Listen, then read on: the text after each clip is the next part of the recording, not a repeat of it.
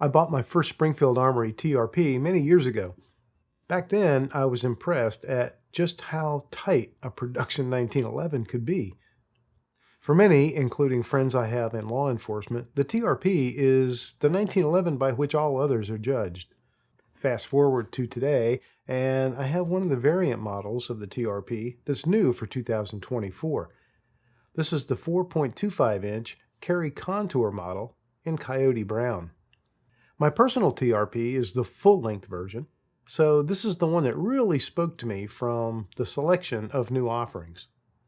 It's a $2,000 gun, which puts it well above the usual production models on the market and well below the boutique 1911s. My expectations from a high-end 1911 are high. I expect a very crisp trigger, a tight lockup, and a beautiful slide-to-frame fit. That slide should glide like it's on ball bearings, while still being extremely tight. And I also want excellent sights and great ergonomics. And I want it to look good too. Hey, I'm easy. And it should go without saying that it needs to be accurate. I'll tell you later how this TRP is stacking up against those expectations, but first, let's head to the range. Okay, very first shots with the brand new Springfield Armory TRP CC. The CC, of course, has the Carry Contour, that nice bob tail. This is the Coyote Brown. That's the one I asked for, and I want to thank Springfield Armory for loaning this gun to me for a review. It is a loaner, but I don't get to keep it unless I want to pay for it. All right, so right off the bat, I can feel that 20 lines per inch front strap checkering digging in.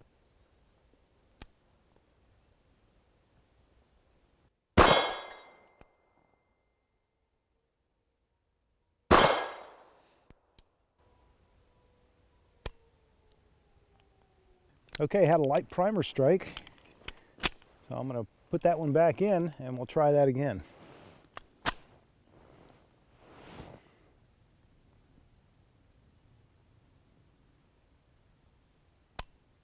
Nope.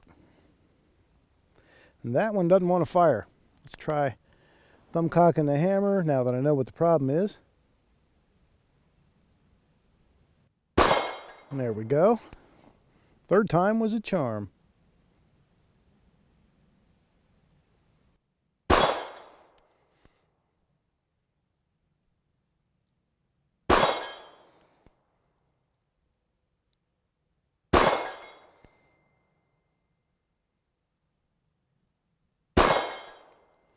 Okay, well, they all went in the white. That's where I want them. The pistol comes with 3 7-round magazines, just like the one you see here. And I'm going to start off using just those 3 for a while, but I did bring some other magazines with me so we can take a look at compatibility with aftermarket mags.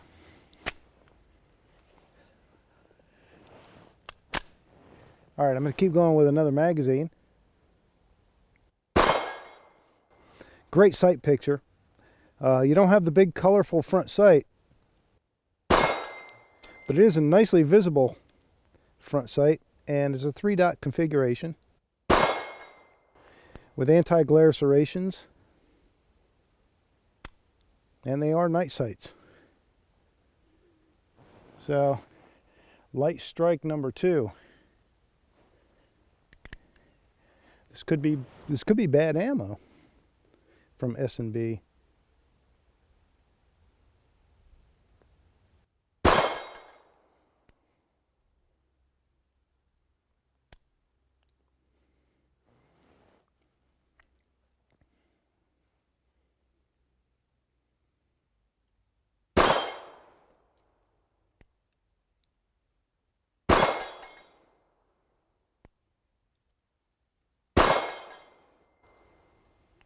Well, I'm going to probably switch sooner rather than later to a different ammo because I definitely want to find out, if I can, whether that is an ammunition problem, those light strikes. Could be hard primers, could be primers that aren't properly seated all the way. Those are the most common ammo issues that would cause that. It would be less usual, I think, for a hammer-fired gun especially, to have inconsistent strikes. I mean, the hammer is under the same spring tension all the time. It's striking the firing pin with the same force all the time, and striking pin should be doing the same amount of travel at the same speed all the time. So that should be very consistent. So my suspicion would be first with the ammunition.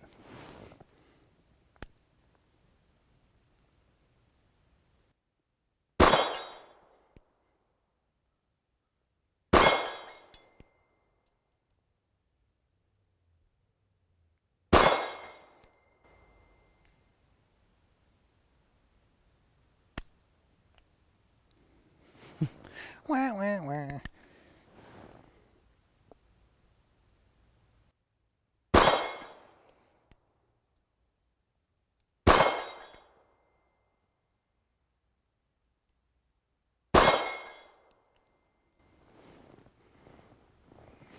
Okay, well, there's one that had a feeding problem. She's bound up pretty good in there too. The magazine doesn't want to come out. All right, and that was the last round.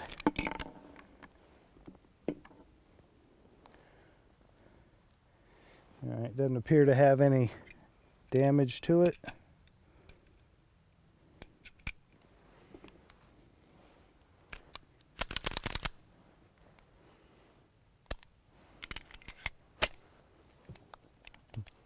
Try it again.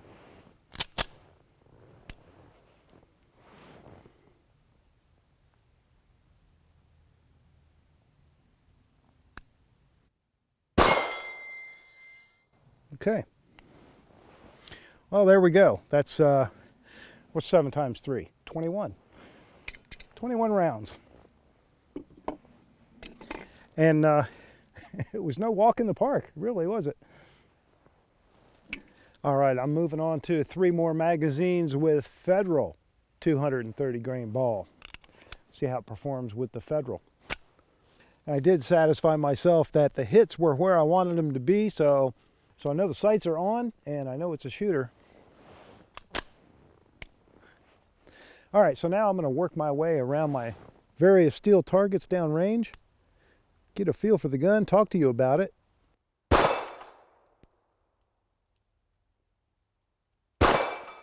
The gun it feels so nice in the hand. Of course, it's a 1911. That commander sized. They're not allowed to say that in the marketing, but I can say it.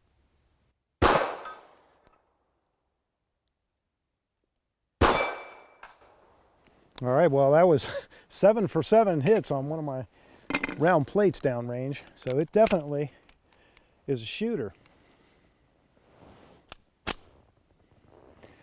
Let me talk to you about the trigger, which feels really nice, and this is a Gen 2 trigger,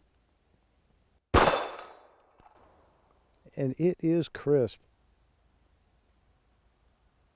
The TRP was always good for its triggers.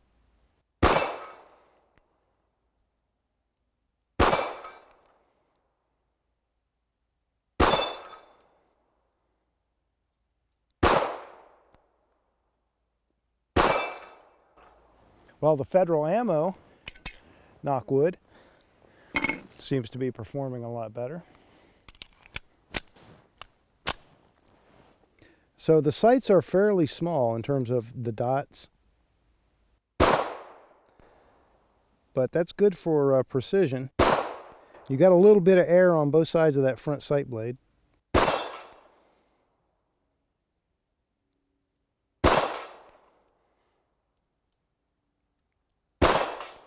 And as I mentioned, they are tritium night sights.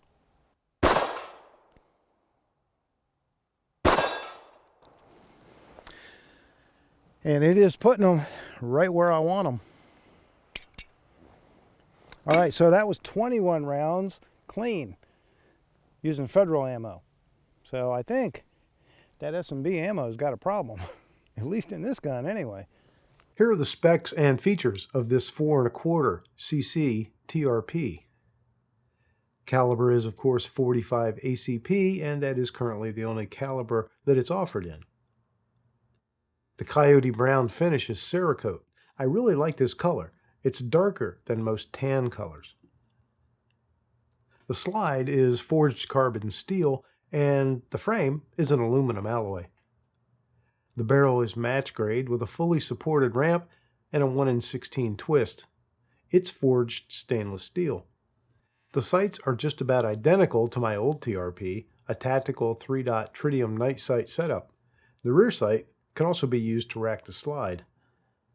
The grips are a perfect match to the gun. They're G10 VZ Hydras, and they have a really nice relief carved out for your thumb. The pistol comes with 3 7-round magazines. It weighs 27.3 ounces, it's 7.9 inches long, and 5.5 inches high. The carry contour is well executed. It's a significant bobtail, but it feels perfect in the hand. This makes the gun a great candidate for concealed carry for those of you who want to carry a 1911. It'll reduce the printing significantly. It also adds some really nice visual interest to the gun. I like the look. The magwell has a nice bevel to it, which helps get a new magazine inserted quickly. Out front, there's a generous supply of Picatinny rail for mounting tactical accessories. It's a 3-groove rail, but it's set back far enough to accommodate longer items like lights. The thumb safety is ambidextrous, a standard feature on the TRP line. This is a big plus for tactical handguns because even a right-handed person may have to go southpaw in an emergency. Top it off with a deeply skeletonized hammer and trigger. If you like a handgun with a sticky grip, you're going to love the TRP. The front strap and the mainspring cover are both checkered at 20 lines per inch, and in TRP fashion, they are pointy. People with tender hands might take some time to get used to them, but boy, do they keep that gun still in your hand. I measured the trigger after my range work, just to be sure it had some reps on it, and it broke at 5.5 pounds consistently. And more importantly, it's very crisp. The top of the slide is complete with anti-glare serrations. Cocking serrations are front and back for running the slide, and they're very effective. Nicely cut. I did have some problems at the range with one specific brand of ammo, which must have very hard primers. The TRP took several restrikes to get several of those rounds to go through, but I never had any problem with any of the other ammo, and I shot at least 4 or 5 different loads and brands. Okay, I've popped the slide off, sort of a halfway field strip, just to show a couple things. So one thing I wanted to show is that the TRP CC has a short guide rod. It doesn't have the full-length guide rod that the full-sized TRPs do have. The other thing I wanted to show you, if I can zoom in here, you see that the last 2 numbers of the serial number on the frame are 29, and you can see, let me have a little pointer here, the 29 etched in on the slide. Early on in the process of manufacturing, this slide is married to this frame, and they stay together forever. So there's a lot of hand fitting, and that accounts for the very, very tight fit. Okay, while I'm still shooting the federal ammo, I'm going to try a Cobra mag. This is an 8-round Cobra mag, and it seats pretty much all the way, goes right up where the base plate touches the bottom, so it fits nice in the gun. That was something I did try before, and it does lock the slide back. But I just want to see how it performs, because 1911s and different magazines can be a very iffy combination sometimes. You 1911 guys know that, right? I've always had good luck with the Cobra mags in pretty much everything, but one never knows. So 8 rounds of federal with the Cobra mag.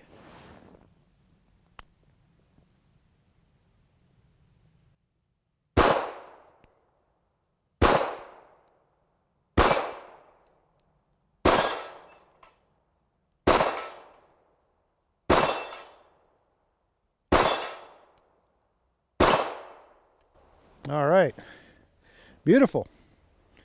Lock the slide back like it's supposed to. Good performance. Okay, while I'm testing, and that's what I'm here to do, Remington UMC, upper middle class ammo, in the 3 7-round stock magazines, because change only one variable at a time, right?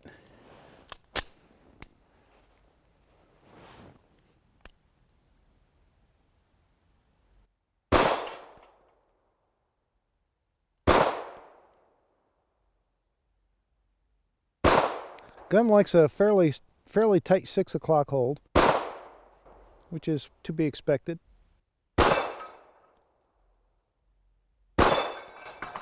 Not that we always get what we expect. Wow, that 7 rounds went quick. You know you're having fun when you go, am I out already?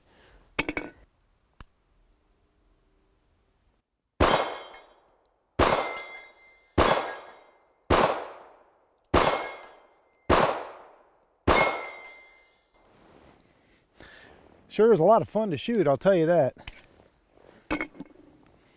Handles the recoil nice. I don't know the spring weight in it, but it does handle the recoil really nicely. And it's having no problems at all with everything else except for that S&B ammo.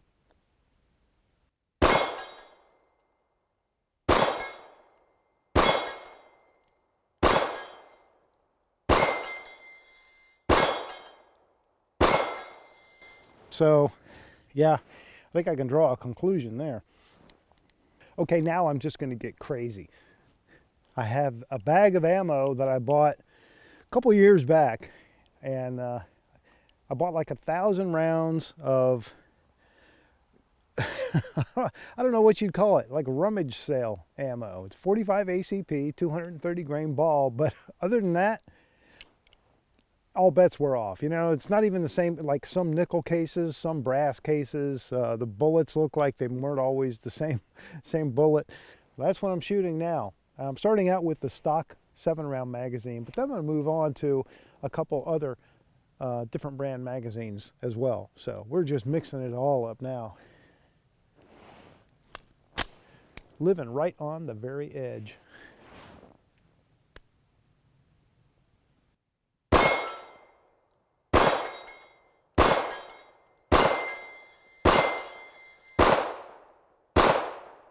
All right.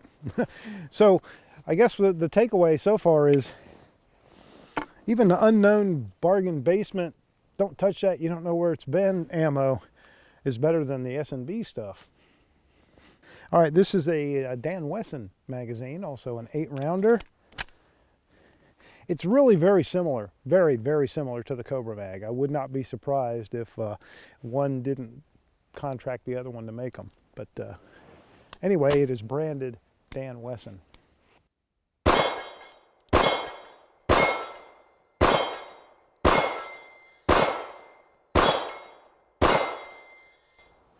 No problemo. Works perfectly. So for anybody who's wondering why is he doing this, bothering with testing the different magazines and stuff, most of the 1911 guys have a box full of different magazines, and they might have 2 boxes. One of, here's the ones that work, here's the ones that don't. That's if you're lucky. If you're not quite as lucky, you've got 5 or 6 boxes. Here's the ones that will work in this gun, here's the ones that will work in that gun, here's the ones that will work in that gun. So that's the mentality behind testing these different magazines. It does well with aftermarket magazines. I was able to find one that was inconsistent locking the slide back. It happened to be a Wilson Combat magazine, but it looks like the aftermarket mags should be pretty good to go. I've kind of gotten used to the brightly colored sights, often with oversized front dots in bright yellow, bright green, or orange, so I thought I might struggle a little bit with the sights on the TRP, but I really didn't. They provide a nice sight picture that seems like it let me see the target better. And of course they are tritium. Okay, last of my tests for now. This ammo is, to me, or at least for me, with the guns that I've been testing in 45 ACP, this is the quintessential torture test for ammo purposes. This is that gecko stuff. I don't know if it's even made anymore, if it's even sold anymore, where it was made, but it's 45 ACP. It is, what's the weight of these?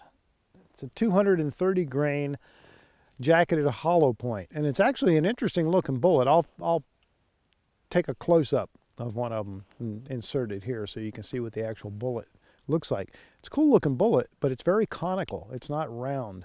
And what I've found is between it being a fairly wide open mouth jacketed hollow point, which is prone to catch on things when feeding, it's also that cone shape changes the dynamic a little bit too. So I have found it to have problems with a lot of guns. Fire is great, but it has feeding problems. So the problem is getting it to smoothly feed the next round. In my endless optimism, I have loaded all 3 of the magazines, 7 rounds each, with this ammo. So hopefully we'll get through it quick. And by the way, I loaded that magazine into the gun with the slide closed, and it was full. And it loaded nice, you know, gave it a little tap to seat it, but no problem there. Okay, Gecko, jacketed hollow point.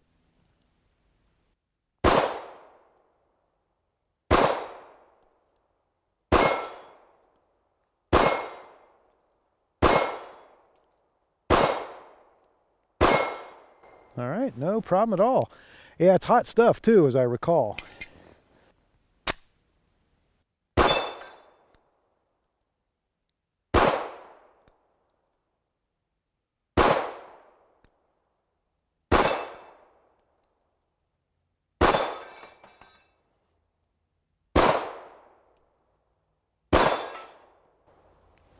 Seven more to go.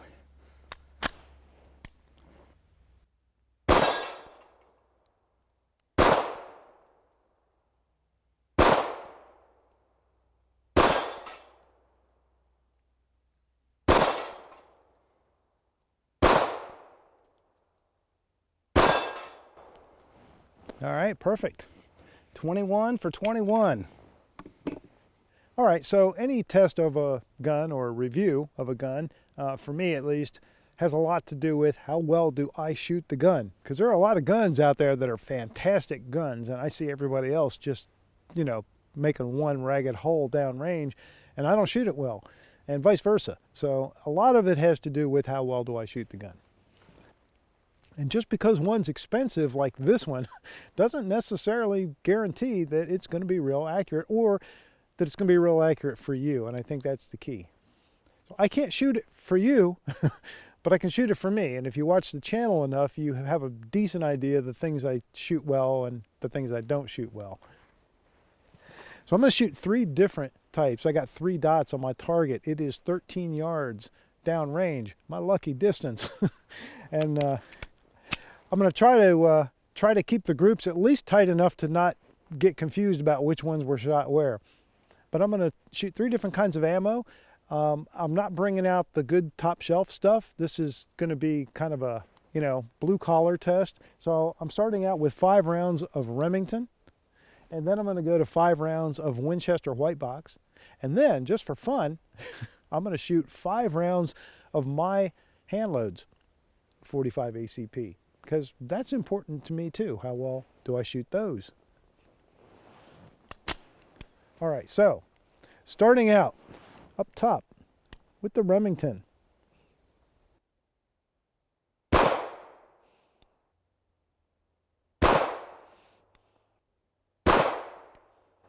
Yeah, that was me.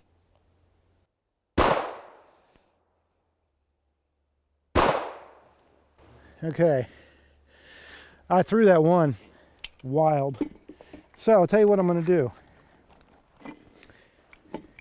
If it's okay with you guys, since I know I blew it on that one round that went way high, I'm going to put 1 round in, see if I can make that up. If the judges are okay with that. All right, that's my mulligan for the day. So there's the Remington. Now, the white box. Winchester white box has never really been my favorite, but sometimes it does just fine. Going to go to the bottom left.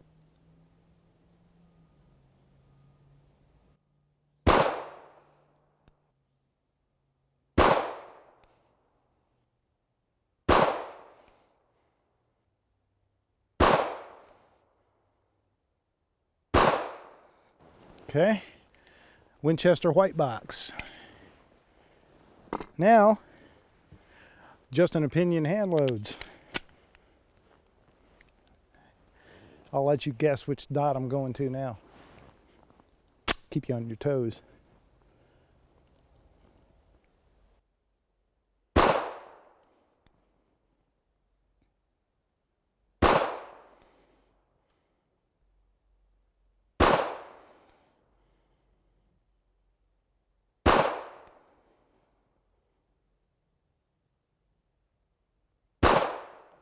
Okay, that was my stuff.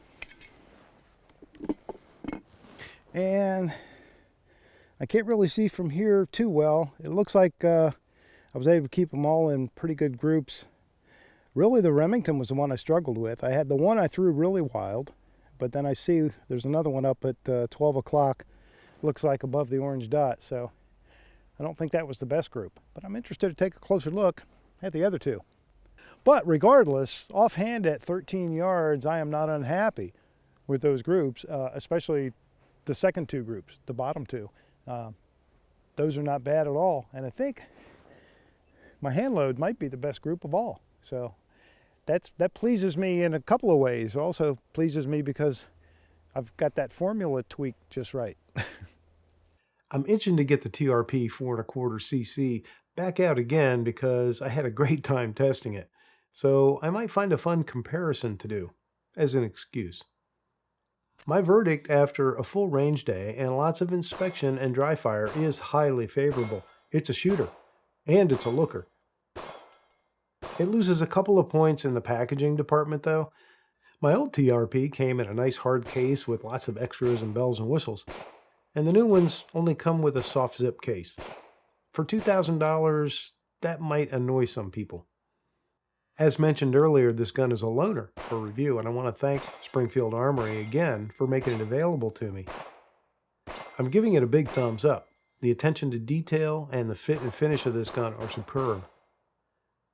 It's as tight as a drum and yet seems to do a great job feeding ammo of all types, despite the one failure to feed and several light primer strikes, which all occurred with one brand of ammo. The way it performed the rest of the day convinced me. I'll keep an open mind on that and try to run more rounds through it in a comparison sometime fairly soon. Let me know your thoughts in the comments below. And hey, if you want to help the channel, you can start by hitting the like button and being a subscriber. I'm also on Patreon, and I'm very grateful to my loyal supporters there. And down below in the description of this video, there are several discount and affiliate codes that can save you money on products that I highly recommend, and some of those will help the channel out as well. This is just an opinion. Thanks for watching.